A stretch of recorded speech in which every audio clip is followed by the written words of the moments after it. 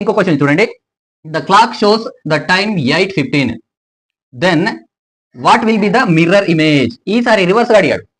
మనం క్లాక్ లో చూస్తే, గడియారంలో చూస్తే 8:15 అవుతుందంట.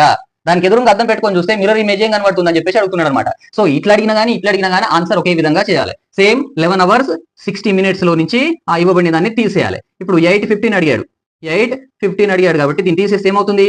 60 minutes నుంచి 15 minutes పోతే 45 minutes అండ్ 11 నుంచి 8 పోతే 3.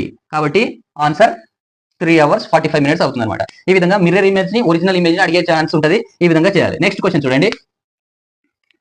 What will be the mirror image when the clock shows 12:35 అని చెప్పేసి అడిగాడు. ఇంతకుముందు క్వశ్చన్ లో 12 కంటే బిలో అవర్స్ ఉన్నాయి కాబట్టి 11:60 నుంచి తీసేసాం. 11 minutes 60 hours 11 hours 60 minutes నుంచి. కానీ ఇక్కడ 12 కంటే ఎక్కువ ఉందిగా, మరి ఏం చేయాలి అనే సందేహం వచ్చినప్పుడు సింపుల్ ఏం లేదు, 24 hours ని తీసుకోవాలి. అంటే 23 hours 60 minutes నుంచి ఆన్సర్ ని